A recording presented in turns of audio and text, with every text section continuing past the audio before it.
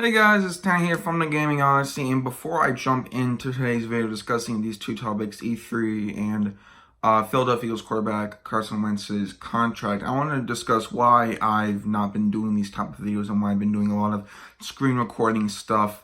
Long story short, my old phone broke, just completely. Why do I have it? I don't know. In case it magically turns on, but it was out of commission for 2 weeks. That's how I did this. And I got busy with school and had company in town, kind of, and stuff. So I'm sorry. So today I just want to talk about some things and stuff. But, hope you guys have been well. And, one thing I do want to mention first off before I get in, another thing is that I am planning on staying on the Gaming Odyssey for the foreseeable future. I like the TGO's scheduling upload once a week. With college and, other stuff in my life, that works out the best. I thought about doing my own YouTube channel, but I just feel like staying on here is what's better for me in the long run. So I will be staying on here and continuing to make cool content. First of all, let's talk about E3. I'm going to go over some stuff I love, some stuff I thought was okay, and some stuff I didn't like. First of all, I love that Banjo Kazooie is in Smash Ultimate. Now, I don't have the game. The reason I'm excited is because they're back in gaming culture.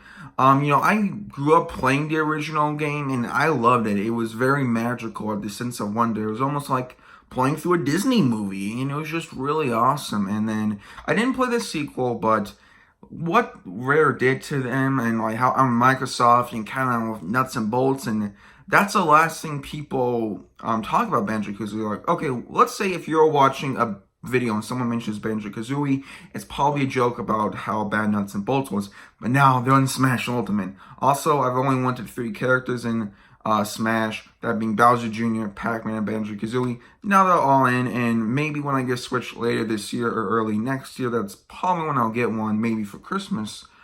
I'll be playing as them and stuff. I just love that news. It was just really great.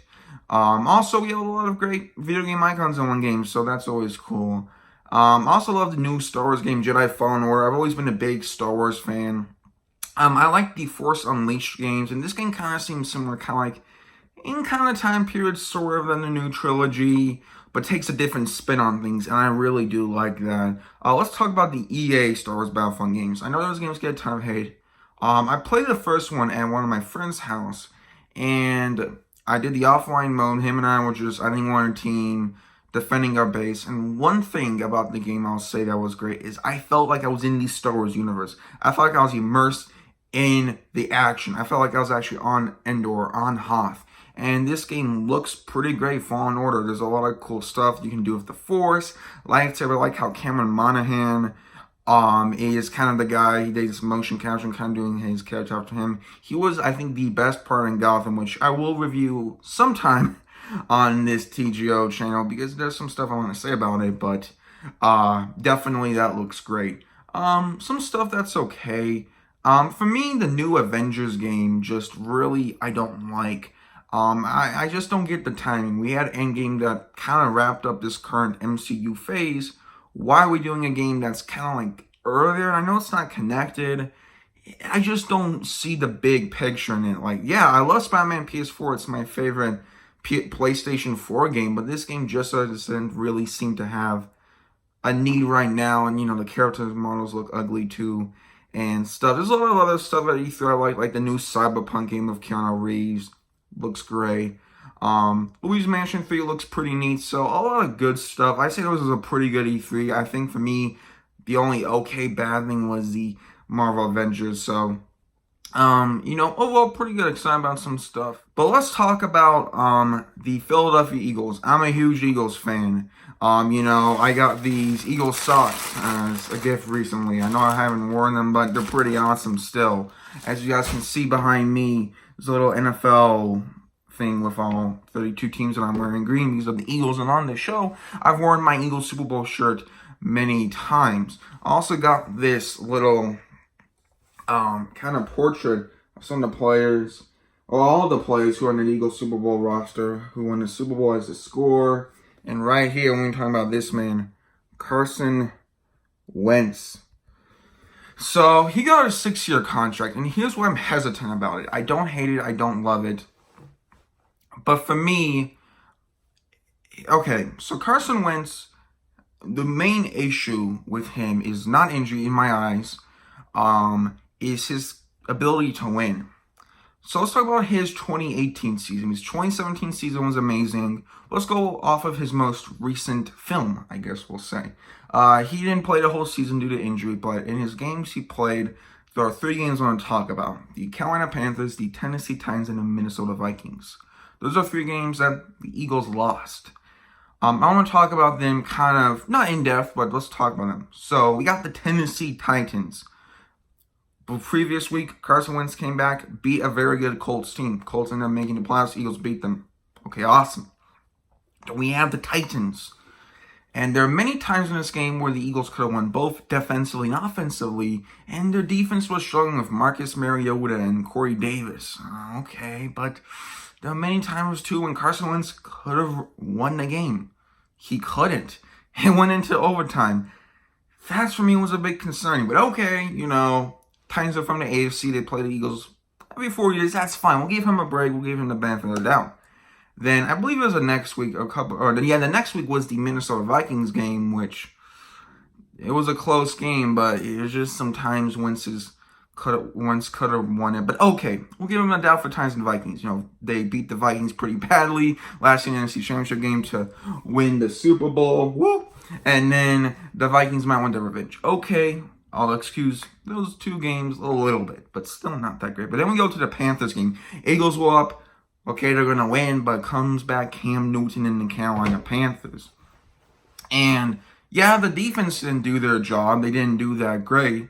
But there's this final drive of the game where the ball was in Carson Wentz's hand, and he couldn't win it. And that, for me, is really concerning. His ability to win games last year was not that great.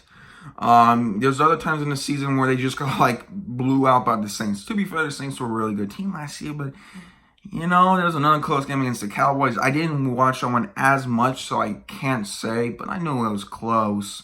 You look at Wentz's wins that I can remember off the top of my head. He beat the Jaguars, who were not as good as they were the previous year. The Redskins without their starting quarterback. They beat the Giants, who were not that good.